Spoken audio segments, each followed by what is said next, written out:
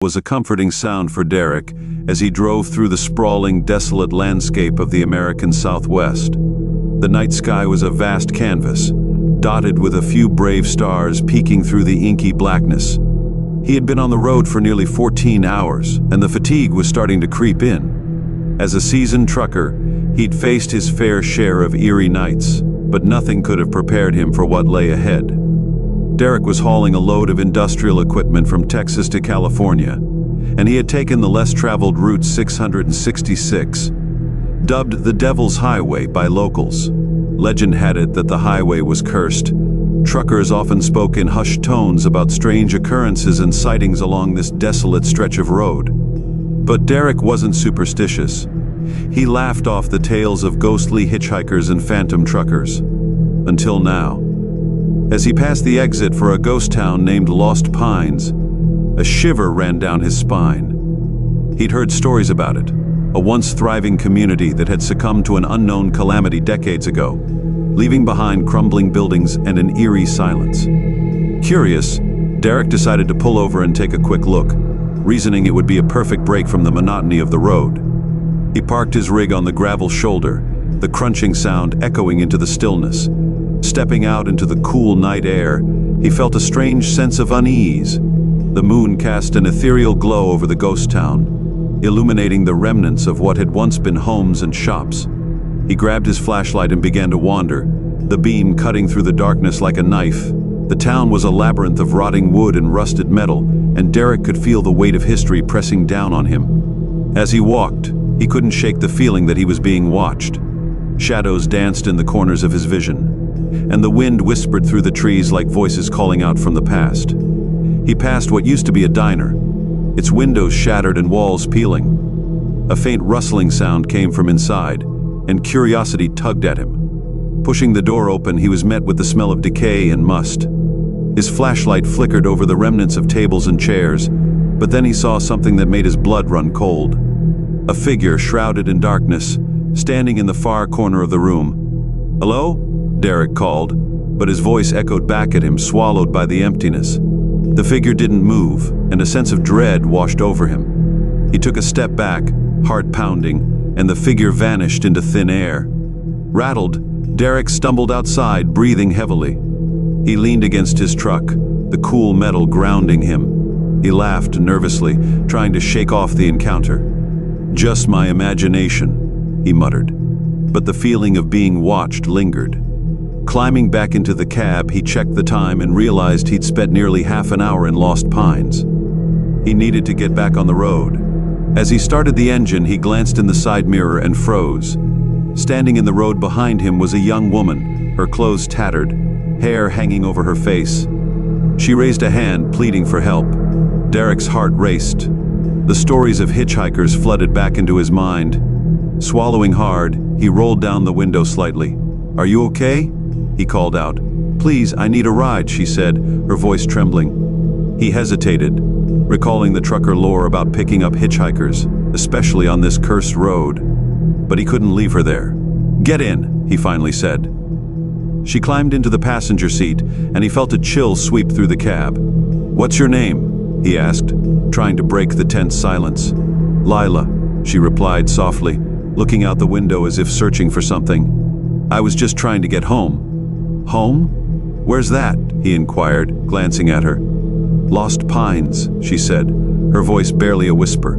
I used to live there." Derek felt a jolt in his stomach. "You live there? It's abandoned." "I know," she replied, her gaze still fixed on the passing landscape. "I'm trying to find my family. They're still there." A heavy silence settled over the cab. Derek's mind raced, the unease he felt earlier returning with a vengeance. "How long have you been out here?" "Long enough," Lila said, her voice distant, as if she were trapped in a memory. "They don't let you leave." "What do you mean?" he pressed, but she didn't respond. Instead, she stared out the window, her expression hauntingly vacant. The road stretched on, desolate and quiet. Derek could feel the weight of Lila's presence beside him, and the atmosphere became thick with unspoken words. The headlights illuminated the dark, barren landscape, and Derek couldn't shake the feeling that something was terribly wrong. Suddenly, the truck began to sputter. "What the?" he muttered, pulling over to the side of the road.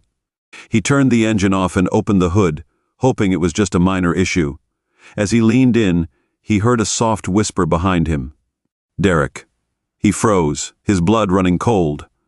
He turned slowly to find Lila staring at him, her expression changing from distant to one of sorrow.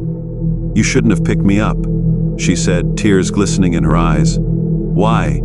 he managed to ask, fear creeping into his voice. "They won't let me go. They never let me go." Before he could process her words, a sudden gust of wind slammed the truck door shut, and the temperature plummeted. Derek felt an invisible force pressing in around him. The shadows from the ghost town seemed to stretch and grow, reaching for him. "Lila!" he shouted, but she was gone. The cab was empty, and the silence was deafening. Panic surged through him as he scrambled back into the driver's seat. He tried to start the engine, but it refused to turn over. The air grew thick, and the shadows closed in, dark and oppressive. "Help us!" A chorus of voices echoed in the night, haunting and desperate. Derek's heart raced as he realized he wasn't alone. The spirits of lost pines were surrounding him, their faces twisted in anguish. They reached for him, their fingers brushing against the glass, pleading for release. "Get out!" he screamed, throwing open the door and stumbling into the night. The cold air hit him like a wall, and he ran, not looking back. The shadows chased him, swirling and shifting, and he could hear their whispers, lost souls trapped in the cursed town. He sprinted down the road, adrenaline pumping, until he finally reached his truck. With trembling hands, he managed to start the engine. As the headlights pierced the darkness, the spirits screamed in unison, their voices a cacophony of despair. Derek slammed the truck into gear and sped down the highway, the ghost town disappearing in the rearview mirror. But even as he drove, he felt the weight of their sorrow lingering in his mind. He'd escaped, but at what cost? The legend of Route 666 was real, and he had unwittingly become a part of it. As he drove through the night, he couldn't shake the feeling that lost pines would never let him go. The road stretched on, but the shadows were always there, waiting for their next chance to reach out and claim another soul. Derek's heart pounded in his chest as he raced away from lost pines, the echoes of the haunting whispers still swirling in his mind. The asphalt beneath his tires blurred into a dark ribbon, but every mile felt like an eternity. He was desperate to put distance between himself and the ghost town, yet he couldn't escape the lingering sense of dread. As the landscape began to shift from the barren plains to a more wooded area, the trees loomed like silent sentinels, their branches stretching toward the sky. It was a stark contrast to the vast emptiness he had just left, but it brought little comfort. The shadows seemed to follow him, weaving through the trees as if trying to catch up. He needed to pull himself together.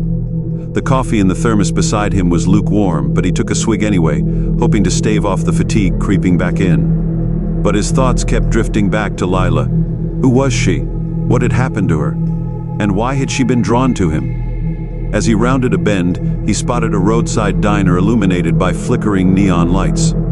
He hesitated, but the idea of a hot meal and some human interaction felt like a balm for his frayed nerves. He parked and stepped inside, the bell above the door jingling as he entered. The diner was nearly empty, save for a few truckers hunched over their meals and a waitress wiping down the counter. The atmosphere felt oddly muted, as if the patrons were living in their own worlds, disconnected from reality. Derek slid into a booth, and the waitress approached him with a weary smile. "What can I get you?" she asked, her voice soft. "Just a cup of coffee and a slice of pie," he replied, trying to shake off the uneasy feeling that had settled in his stomach. As he waited, he scanned the room, noticing a large map of the surrounding area plastered on one wall. His eyes caught sight of Route 666, marked ominously in red. A chill ran down his spine, and he turned away, pretending to focus on his phone instead.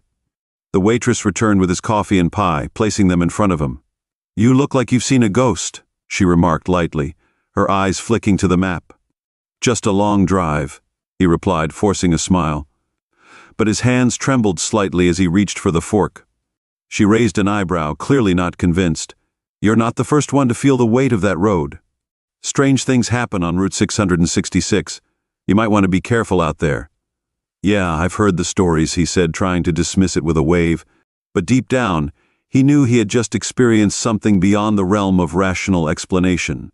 As he ate, he overheard snippets of conversations from the other truckers, all whispering about the same cursed road. Tales of phantom vehicles, ghostly figures appearing in headlights, and even strange mechanical failures that left drivers stranded. Each story fed his unease, and he felt the hairs on the back of his neck stand up. Derek finished his pie, paid, and headed back to his truck, the weight of the diner's atmosphere lingering in his mind. As he stepped outside, he noticed the moon was now obscured by clouds, plunging the area into darkness. The only light came from the dim glow of the diner, and he suddenly felt exposed, as if the shadows had come alive. Climbing into his cab, he locked the doors and took a deep breath, trying to calm his racing heart. He turned the key, but the engine sputtered ominously before falling silent. Panic surged through him as he turned the key again, but nothing happened. "Come on," he muttered, his pulse quickening. He tried again, but still no response. He was stranded. The hairs on his arms stood on end, and he glanced around, feeling that familiar sense of being watched. Suddenly, he heard a tapping on the window. He whipped his head around to see the young woman again, Lila, standing just outside, her eyes pleading. "Let me in," she shouted, her voice urgent. Derek's heart raced. "What are you doing here? I thought I left you behind. Please. They're coming. You have to let me in." Her voice was frantic, and for a moment, he was torn between the fear of her presence and the instinct to help. "Who's coming?" he asked, his voice shaky. But he didn't wait for an answer. His instincts kicked in, and he threw open the door. She scrambled into the cab, her face pale, and Derek quickly slammed the door shut behind her. "What's happening?" he demanded, trying to catch his breath. "They want me back," she gasped, her eyes darting around as if expecting something to burst through the shadows. "I don't know how they found me, but I can feel them. We have to get out of here." Before he could respond, the lights flickered and died, plunging the cab into darkness. Derek fumbled for the flashlight on the dashboard, his pulse pounding in his ears. He turned it on, illuminating Lila's terrified face. "Where are they?" he whispered, trying to suppress the rising tide of panic. "They're everywhere," she said, her voice trembling. "They know we're here." Suddenly, a loud thump echoed outside the truck, making them both jump. Derek's breath caught in his throat as he aimed the flashlight toward the sound. Just beyond the edge of the beam, shadows writhed and shifted, taking on vague human forms. Derek's blood ran cold. "Start the engine," Lila urged, her eyes wide with fear. "I tried, it won't start," he shouted, desperation creeping into his voice. "Then we have to go. We can't stay here." The shadows moved closer, coalescing into figures, men and women, their faces twisted in sorrow and rage.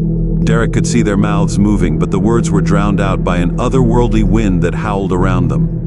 Lila grabbed his arm. "You have to believe me, they want you too." Without thinking, Derek threw the flashlight toward the door, illuminating the figures for just a moment. They recoiled from the light, their expressions a mix of longing and fury. "Run!" Lila screamed, yanking the door open and pulling him out with her. The moment they hit the ground, the